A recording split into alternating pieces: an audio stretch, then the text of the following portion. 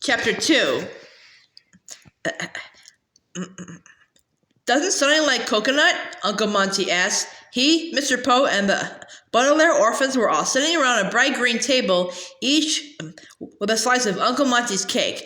Both the kitchen and the cake were still warm from baking. The cake was a magnificent thing, rich and creamy with a perfect amount of coconut. Violet, Klaus, and Uncle Monty were almost finished with their pieces, but Mr. Poe and Sonny had taken only one small bite each.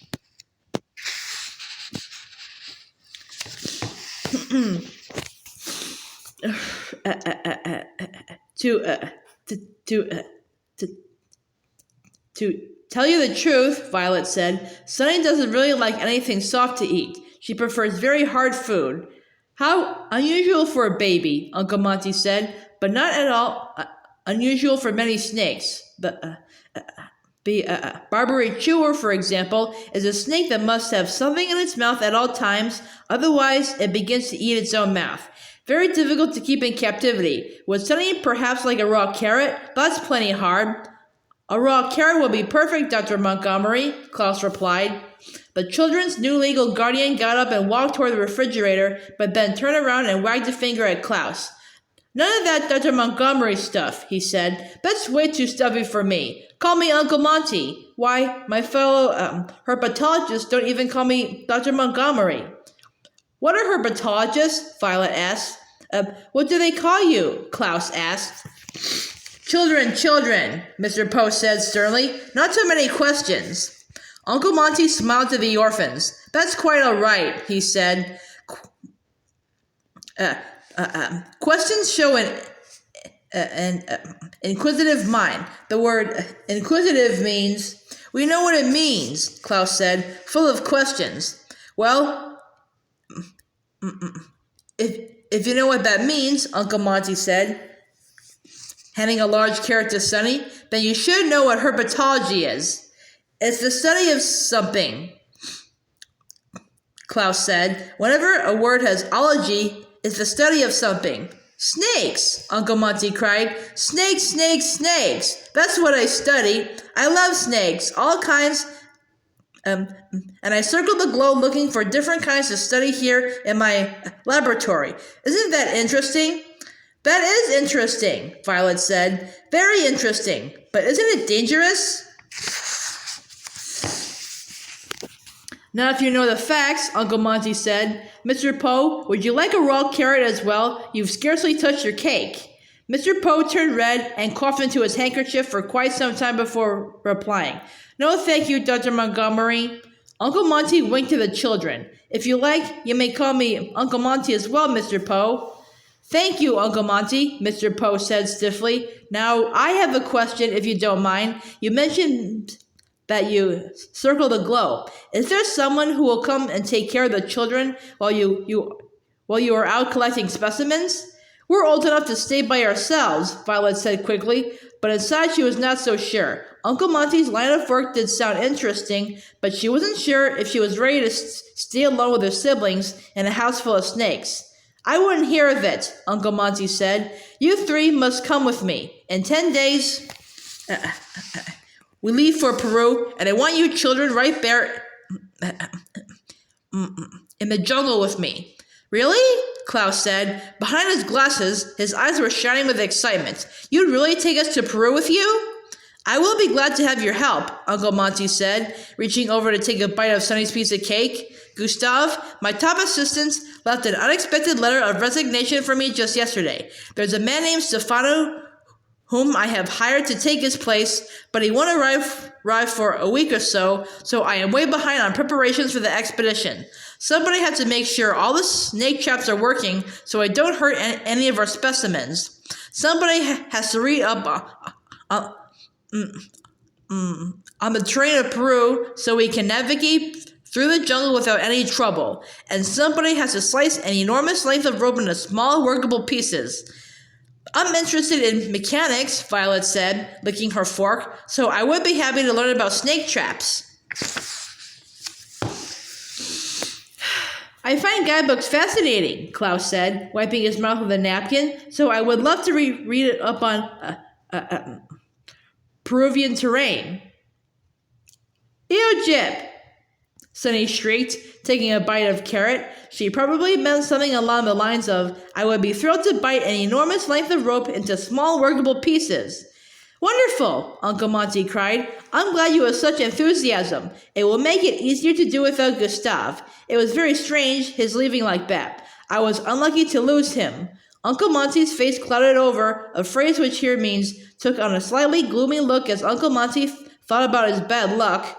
Although if Uncle Monty had known what bad luck was soon to come, he wouldn't have wasted a moment thinking about Gustave. I wish, and I'm sure you wish as well, that we could go back in time and warn him, but we can't, and that is that. Uncle Monty seemed to think that was that as well, as he shook his head and smiled, clearing his brain of troubling thoughts. Well, we better get started. No time like the present, I always say. Why don't you show Mr. Poe to his car, and then I'll show you to the reptile room.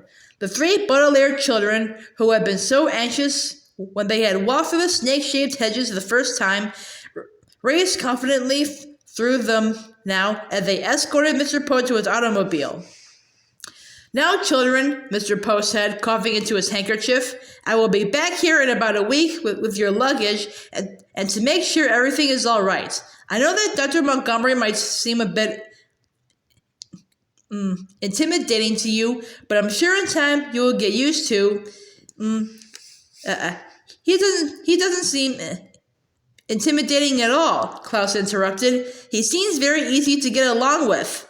I can't wait to see the reptile room, Violet said excitedly. Mika, Sunny said, which probably meant, goodbye, Mr. Poe. Thank you for driving us.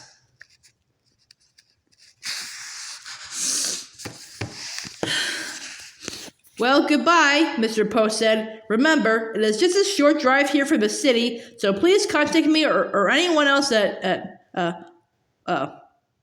Mortuary Money Management if you have any trouble. See you soon. He gave the orphans an awkward little wave with his handkerchief, got into a small car, and drove back down the steep gravel driveway onto Lousy Lane.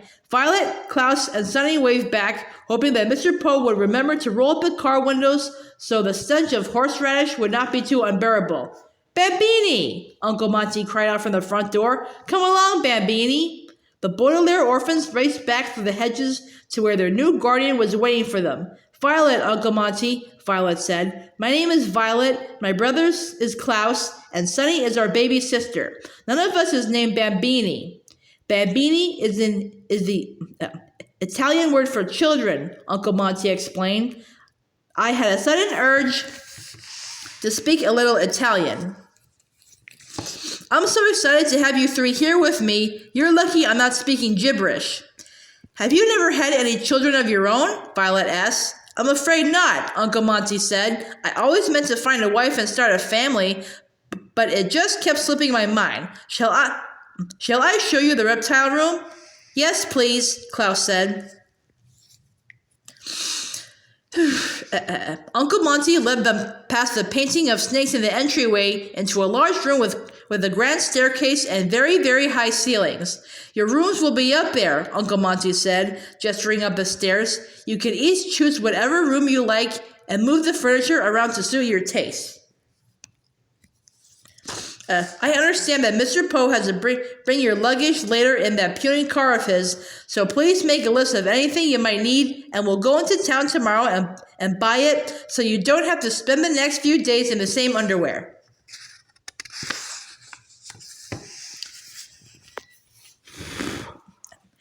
Do we really each get our own room? Violet asked. Of course, Uncle Monty said. You don't think I'd coop you all up in one room when I have this enormous house, do you? What sort of person would do that? Count Olaf did, Klaus said. Oh, that's right. Mr. Poe told me, Uncle Monty said, grimacing as if he had just tasted something terrible. Count Olaf sounds like an awful person. I hope he's torn apart by wild animals someday. Wouldn't that be satisfying? Oh well, here we are, the reptile room. Uncle Monty had reached a very tall wooden door with a large doorknob right in the middle of it. It was so high up that he had to stand on his tiptoes to open it. When it swung open on its creaky hinges, the Baudelaire orphans all gasped in astonishment and delight at the room they saw.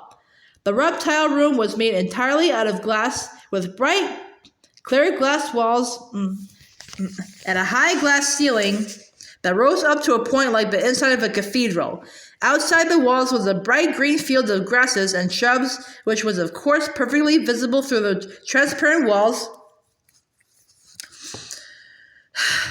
So standing in the reptile room was like being inside and outside at the same time. But as remarkable as the room itself was, what was inside the reptile room was much more exciting. Reptiles, of course, were lined up in locked metal cages that sat on wooden tables in 4 neat rows all the way down the room. There were all sorts of snakes, naturally, but there were also lizards, toads, and assorted other animals that the children had never seen before, not even in pictures or at the zoo. There was a very fat toad with 2 wings coming out of its back, and a 2-headed lizard that had bright yellow stripes on its belly. There was a snake that had 3 mouths, one on top of the other, and another that seemed to have no mouth at all. There was a lizard that looked like an owl, with wide eyes that gazed at them from the log on which it was perched in its cage, and a toad that looked just like a church, complete with stained glass eyes. And there was a cage with a white cloth on top of it, so you couldn't see what was inside at all. The children walked down the aisles of cages, peering into each one in amazed silence. Some of the creatures looked friendly, and some of them looked scary, but all of them looked fascinating. And the Baudelaires took a long, careful look at each one, with Klaus holding Sunny up so she could see. The orphans were so interested in the cages that they didn't even notice what was at the far end of the reptile room until they had walked the length of each aisle, but once they reached the far end, they gasped in astonishment and delight once more. For here, at the end of the rows and rows of cages, were rows and rows of bookshelves, each one stuffed with books of different sizes and shapes, with a cluster of tables, chairs, and reading lamps in one corner.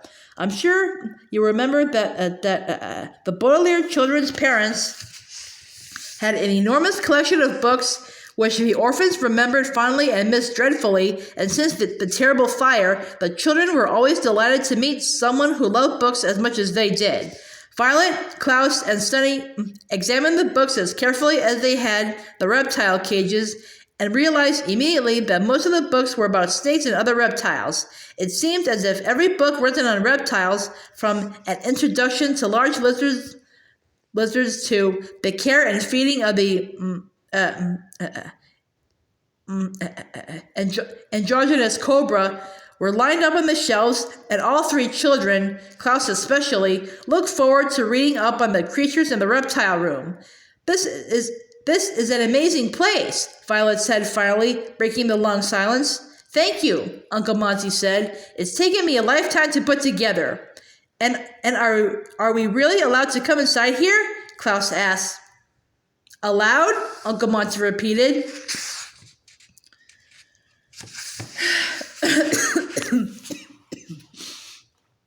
Of course not. You are implored to come inside here, my boy. Starting first thing tomorrow morning, all of us must be here every day in preparation for the expedition to Peru.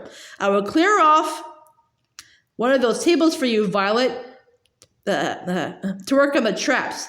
Klaus, I expect you to read all the books about Peru that I have and make careful notes. And Sunny can sit on the floor and bite rope. We will work all day until supper time, and after supper, we will go to the movies. Are there any objections? Violet, Klaus, and Sunny looked at one another and grinned. Any objections? The Baudelaire orphans had just been living with Count Olaf, who had made them chop wood and clean up after his drunken guests while plotting to steal their fortune. Uncle Monty had just described a delightful way to spend one's time, and the children smiled at him eagerly. Of course, there would be no objections. Violet, Klaus, and Sunny gazed at the reptile room and envisioned an end to their troubles as they lived their lives under Uncle Monty's care. They were wrong, of course, about their misery being over, but for the moment, the 3 siblings were hopeful, excited, and happy. No. Sonny cried out in apparent answer to Uncle Monty's question. Good, good, good, Uncle Monty said, smiling. Now, let's go figure out whose room is whose. Uncle Monty? Klaus asked shyly. I just have one question. What is that? Uncle Monty said. What's in that cage with a cloth on top of it? Uncle Monty looked at the cage and then at the children. His face lit up with a smile of pure joy. That, my dears, is the new snake which I brought over from my last journey. Gustave and myself are the only people to have seen it. Next month, I will present it to the Herpetological Society as a new discovery, but in the meantime, I will allow you to look at it. Gather round.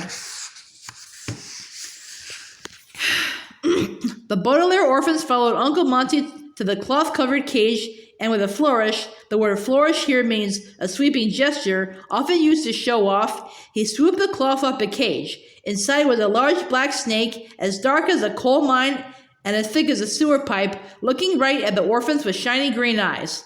With the cloth off its cage, the snake began to uncoil itself and slither around its home. Because I discovered it, Uncle Monty said, I got to name it. What's it called? Violet asked.